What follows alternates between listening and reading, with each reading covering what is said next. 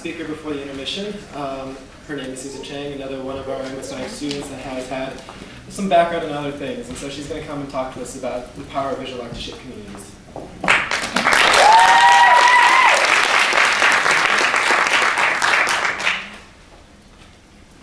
Hi guys. Okay, here you go. So, let me tell you a story. So when I was 7, my mother inspired my brother and me to paint a mural on the outside wall of my uncle's new house.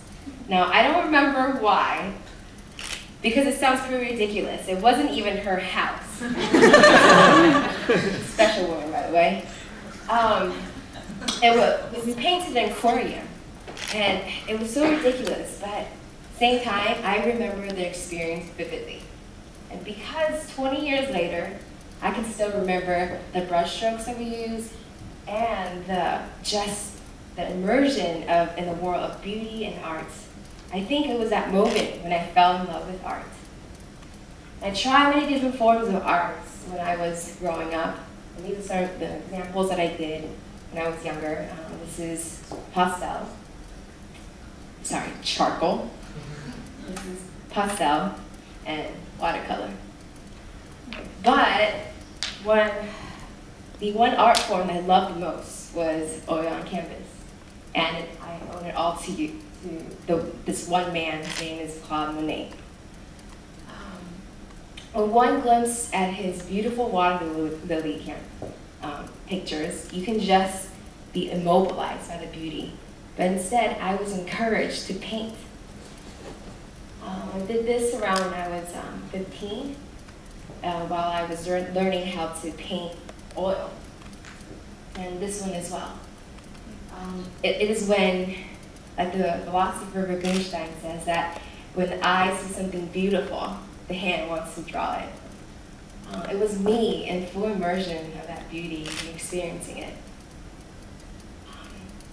Someone once said that art possesses the power to bring our mind into its most humble state. It engages you by the core of your emotional being and allows you to feel what it is to live instead of survive. So I believe that art in its display of beauty really excites a reason to live.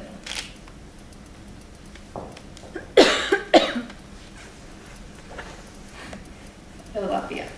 So I lived in Philadelphia for 2 years before medical school. And everywhere I walked to, there were just beautiful, gigantic murals everywhere. I was amazed by them. And the artist who spearheaded this movement of mural arts in Philadelphia, her name was Jane Goldman. And she saw art as a way of turning her city around. She cleaned up her community and brought a lot of people together in all places.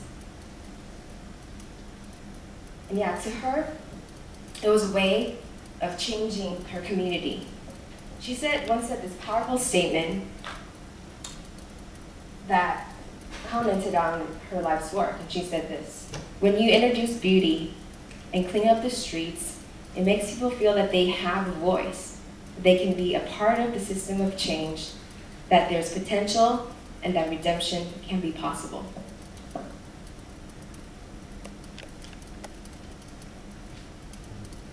So it wasn't until medical school when I began to grasp just the complexity of human beings.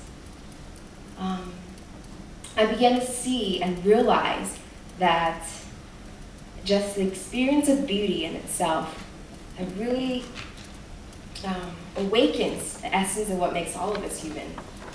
I think the transformational power in art, not only that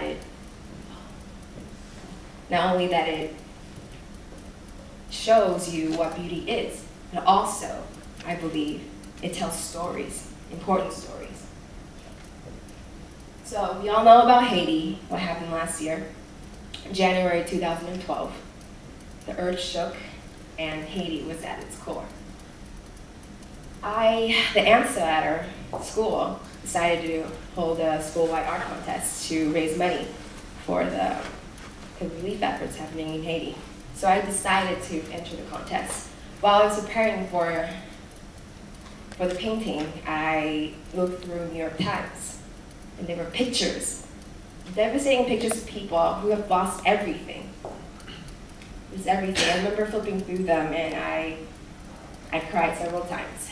They were really emotional for me to see them. But they took me to Haiti and gave me just a deep sense of understanding of the suffering. So this is my final painting, and you probably saw it in the hallway. But painting this was definitely an experience in and of itself. I painted it with all my heart, as if the act itself would bring some relief to the sadness and some justification to the tragedy. I was proud of the painting because of the message that it told. A message of resilience and strength. And I saw so much beauty in that.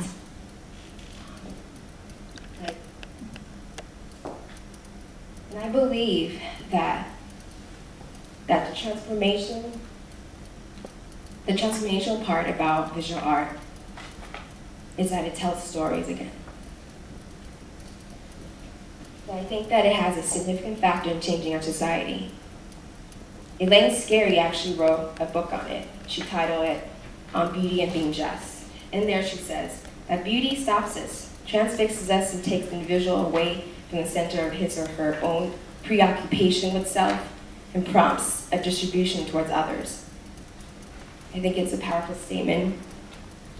And I'm here tonight it's a way of me being inspired by the tragedy and wanting to share with you this Haitian story. And artists like Jane Golden and many more have used their talents to feel change. They sense that there's something in this world that needs to be changed and have used their sense of artistic skill to do that. And I encourage all of you to dig deeper into your talents and your passion and to use it to make changes, to involve yourself in the lives of other people. Thank you.